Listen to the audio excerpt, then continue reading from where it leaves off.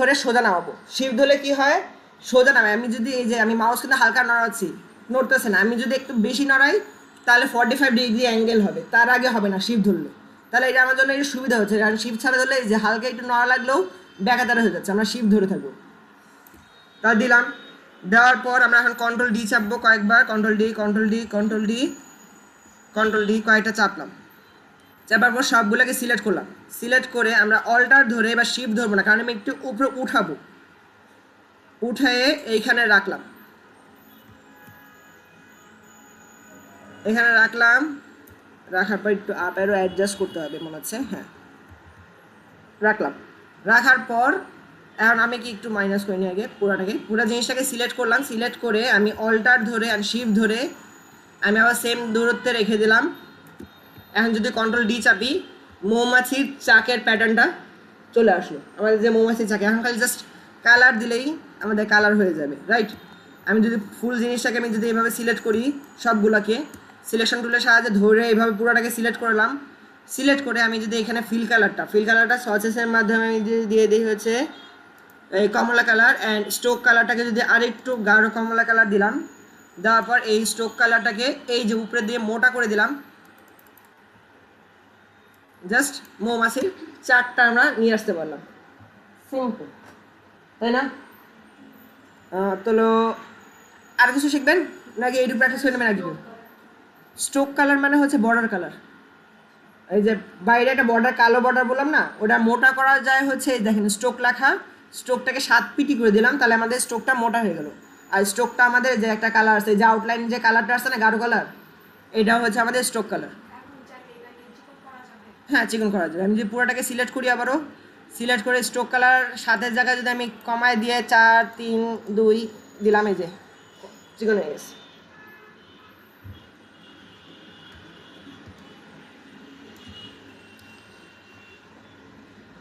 Stroke colour চিকন করে দিলাম, ফিল কালার দিয়ে দিলাম, তার মানে আমাদের এই পর্যন্ত আসলো। চলেন তাহলে আমরা আরেকটু অ্যাডভান্সে যাই। প্রত্যেকবার তো একটু একটু করে অ্যাডভান্সে না গেলে হয় না।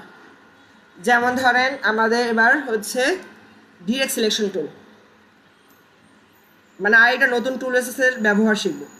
এটাকে আমার আচ্ছা এখানে একটা কালার দেওয়া ছিল বলে এখানেও সেম কালার চলে আসছে, কিন্তু আমরা যাচ্ছি সাদার কালো। তাহলে কি করব, এই যে ফিল কালার, এই যে স্ট্রোক কালার, ফিল কালার উপরে দিলে ফিল কালার হবে, স্ট্রোক কালার উপরে উঠাইলে স্ট্রোক কালার দেওয়া যায়। কালার দেওয়ার নিয়ম কি, এইটাকে উপরে উঠাইলে এইটার কালার হবে, এইটাকে উপরে উঠাইলে এইটার কালার হবে। কিন্তু আমি চাচ্ছি যে এই দুইটার নিচে দেখেন ছোট করে একটা বিন্দু আছে, যেটা আমাদের সাদার কালো দেখা যাচ্ছে ছোট করে, এটার নাম আছে কি ডিফল্ট ফিল অ্যান্ড স্ট্রোক। এটা জাস্ট একটা ক্লিক করলে default and fill and stroke হয়ে যাবে। শর্টকাট হচ্ছে ডি, শুধু ডিতে চাপ দিলেও একই কাজটাই করবে। তারপর কি ডিরেক্ট সিলেকশন টুলের কাজটা কি, ডিরেক্ট সিলেকশন টুলের কাজ হচ্ছে এই দেখেন 4টা পয়েন্ট আমাদের দেখা যাচ্ছে না, এই 4টা আলাদা আলাদা পয়েন্টকে সে আলাদাভাবে সিলেক্ট করতে পারবে এবং আলাদাভাবে কাজ করাতে পারবে। এবার ধরে টান দেবো আমি আলাদাভাবে চৌখোশ বানাতে পারবো। বা আমি যদি এই একটা কোণারে সিলেক্ট করে যদি ডিলেট বাটনে ক্লিক করি, ডিলেটও করে দিতে পারবো একটা কোণারে। আবার চাইলে এই একটা কোণারে সিলেক্ট করে এই যে একটা বিন্দু আসছে সার্কেল, এটাকে ধরে আমি একটাকে আমি রাউন্ড করতে পারবো। ঠিক তেমনইভাবে যদি আমি এটাকে সিলেক্ট করে এই রাউন্ডটাকে ধরি, এটাও রান করে দিলাম, তাহলে কী হলো, এটা পাতার শেপ চলে আসলো। আমরা যে পাতা বানাই সে পাতা বানাইতে পারলাম, তাই না? কীভাবে বানাইছি, জাস্ট একটা 4 কোণা আঁকছি, যেমন শিফট অ্যান্ড অল্টার ধরে একটা সার্কেল আঁকছি, ডিরেক্ট সিলেকশন টুল নিছি, এক পাশের কোণা সিলেক্ট করছি, বাকিগুলো কিন্তু সিলেক্ট হয় না, ডিসিলেক্ট হয়ে গেছে, সাদা হয়ে আছে, একটাই নীল। তারপর এটাকে আমরা যদি ক্লিক করি লাল হয়ে যাবে, আবারও এই পাশেটা ক্লিক করে আমরা যদি এটাকেও টান দেই এই পাশেটাই হয়ে যাবে, তাহলে কী হলো আমাদের একটা লম্বাটে পাতা হয়ে যাবে। বসে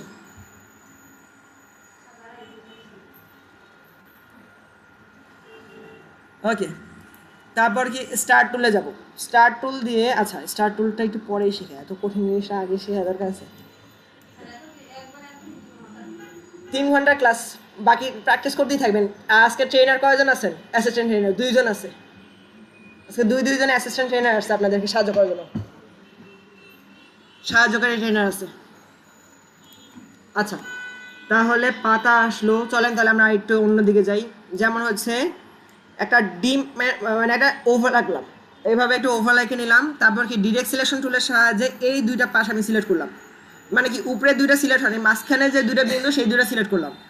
সিলেক্ট করে যদি জাস্ট আমি নিচের দিকে একটু টান দেই, ডিম আকৃতি হয়ে গেল না? এখন যদি আমরা ফিল কালারে যাই, ফিল কালারে যে আমরা যদি কালারটা দিই একটু হলুদ, একটু ম্যাজেন্ডা, হ্যাঁ ডিমের কালার নিয়ে এসে এখানে ছেড়ে দিলাম, যান ডিম হইল। তারপর ধরেন এবার আবারও একটা ওভাল নেই, ডিফল্ট ফিল অ্যান্ড স্ট্রোকে রাখি, ডিরেক্ট সিলেকশন টুলের সাহায্যে এই পাশে একটু ধরে একটু ভিতর ঢুকাবো। ঢুকানোর পর এই দিক থেকে এই যে দেখেন এটাকে বলা হয় হ্যান্ডেল, এই যে একটা লম্বা দাগ আসছে না, এই পাশের নাম কি হ্যান্ডেল, এইটাও কি একটা হ্যান্ডেল। তো আমি নিচের হ্যান্ডেলটাকে ধরে একটু এই দিকে দিব, আবার এই পাশাটা ধরে এইভাবে একটু বাড়াবো, বেশি বাড়ানো হয়ে গেছে, একটু কম বাড়াবো।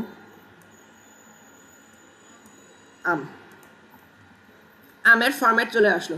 জাস্ট এখন কি করব, এটাকে ধরে পাতাটাকে এখানে দিয়ে দেবো, একটু ছোটো পাতা আঁকবেন ভালো লাগবে, আর একটা লম্বা ডাঁটি দিয়ে দেবো, লম্বা ডাঁটি আঁকবো, লম্বা ডাঁটি আঁকলাম। ডাঁটিটাকে দিয়ে এই যে ডাঁটি কেমন আঁকছি, এই যে এখান থেকে আচার টুল দিয়ে আঁকছি, আচার টুল দিয়ে এখন ডাঁটিটাকে একটু মোটা করে দিলাম, ব্যাস হয়ে গেল নাকি? রং আপনারা পরে করবেন, আস্তে আস্তে রং আজকে একদিনে রং টং শেখানোর দরকার নেই, কারণ আমের মধ্যে অনেক ভ্যারাইটি রং হয়, কারণ একদিক দিয়ে একটু সবুজ হবে, একদিক দিয়ে একটু হলুদ, হ্যাঁ ওই জন্য ওই জিনিসটা একটু পরে শেখাবো, আজকে জাস্ট বেসিক স্ট্রাকচার শিখলেন। তারপর কি দেখা যায়, তারপর চলেন আমরা একটু কঠিনের দিকে আসি। এবার একটু কঠিনের দিকে আসবো, একটা স্টার আঁকবো। এই যে স্টার আঁকতে গিয়ে ত্রিভুজ হয়ে আছে, কারণ আমি আগে ত্রিভুজ বানা রাখছিলাম, তাহলে আপ অ্যারোতে দিয়ে স্টার বানাবো। বেশি বড় করবো না, অল্প স্বল্প রাখবো, জাস্ট এই কটা এনাফ, আশা করি এই কটাই যথেষ্ট আপনাদের জন্য। ডিফল্ট ফিল অ্যান্ড স্ট্রোক দিলাম, ফিল অ্যান্ড স্ট্রোক দেওয়ার পর আমাদের ডিরেক্ট সিলেকশন টুলের সাহায্যে এই মাথা উপরের নিচের যে বিন্দুটা না, এইটা দেবো না, শিফট ধরে আমি সবগুলোর উপরের মাথা সিলেক্ট করব, সবগুলোর উপরের মাথা সিলেক্ট, উপরের মাথা সিলেক্ট। এই দেখেন আমি সবগুলো উপরের মাথা সিলেক্ট, নিচের মাথাগুলো সিলেক্ট করি না, তাই না? এখন দেখেন এইখানে টুলের মধ্যে একটা টুল আছে কনভার্টের মধ্যে একটা কি আছে, convert to HR point smooth করব। দেখেন আমাদের স্মুথ হইলো, তাই না? তারপর ডিরেক্ট সিলেকশন টুলের সাহায্যে এই একটা ক্লিক করলে দেখেন হ্যান্ডেল আসলো না, এই হ্যান্ডেলটাকে ধরে আমরা এক পাশে এদিক দিয়ে বড় করব, আবার এই পাশে হ্যান্ডেল দিয়ে এই পাশে বড় করব, এই পাশে বড় করব, এই পাশে বড় করব, এই পাশে বড় করব, এই পাশে বড় করব। আজকে এটি লাস্ট ক্লাস, মানে আজকের জন্য এইটুকুই লাস্ট, সর্বশেষ।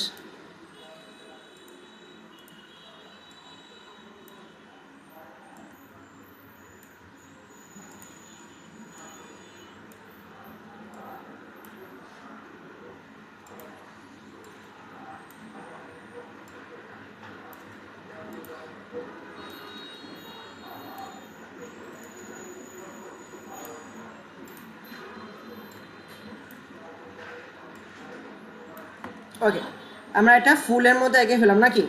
এখন এটাকে একটু কালার দিয়ে দিই, ম্যাজেন্ডা কালার দিয়ে দিলাম। স্ট্রোক কালারটাকে আমি নো করে দেবো, যাতে আমাদের স্ট্রোক কালার বর্ডার কালারটা না থাকে, ভালো লাগতেছে না বর্ডার কালার রাখলে।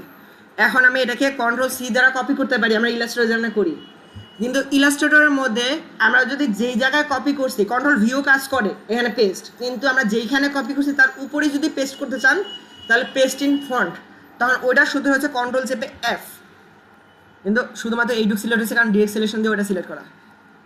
ব্যাকস্পেস ডিলিট, এই পুরোটাকে সিলেক্ট করবো, সিলেক্ট করা কন্ট্রোল-সি দ্বারা কপি, কন্ট্রোল-এফ দ্বারা পেস্ট, শিফট অ্যান্ড অল্টার ধরে আমরা এটাকে ছোটো করে দেবো, তাহলে ছোটো আরেকটা ফুল হইলো, কারণ নিচে একটা ছিল আমরা পেস্ট করছি আরেকটা উপরেই, তো ওটাকে ছোটো, উপরেরটাকে ছোটো করে দিলাম, করে দেওয়ার পর এটাকে আমি লাল কালার করে দিলাম, মানে দুইটা পাপড়ি ভ্যারাইটি রাখলাম। দেওয়ার পর এখন আমি আবার একটা গোল আঁকবো, গোল নিয়ে সেন্টার পয়েন্টে এসে একটা গোল দিলাম, আর এটার কালার দিয়ে দিই একটু খয়েরিটে। ওকে, দেওয়া হয়ে গেল, আসলো। তারপর কি আমি জাস্ট এইভাবে একটা এইচআর পয়েন্ট টুল নিলাম, যেটার কালার দিয়ে দিই একটু অ্যাশ কালার, না খয়েরি কালারই বেটার হবে। দেওয়ার পর এটা কিন্তু মোটা করে দেবো, মোটা করার পর দেখেন এটা লাইনটা উপরে আছে, তাই না? এটাকে তো নিচে পাঠাতে হবে। তাহলে কি এটাকে সবার নিচে পাঠানোর জন্য এখানে রাইট ক্লিক করব, রাইট ক্লিক করার পর অ্যারেঞ্জ থেকে সেন্ড টু ব্যাক, মানে সবার পিছনে চলে যাবে। ওকে গেল। তারপর কি এটা পাতা আঁকতে হবে তাই না? তাহলে পাতা তো আঁকতে আমরা শিখাইছি প্রথমেই। ডিফল্ট ফিল অ্যান্ড স্ট্রোক দিলাম, স্ট্রোক কালারটাকে নো করে দিই, অ্যান্ড ডিরেক্ট সিলেকশন সাহায্যে এই পয়েন্ট আবার এদিক থেকে সিলেক্ট করে এই পয়েন্ট আঁকলাম। আচ্ছা বেশি বড় হয়ে গেল না পাতাটা, কারণ এটা ছোট হবে না, না হচ্ছে, যাক ছোট যখন এসে তাহলে ভালো।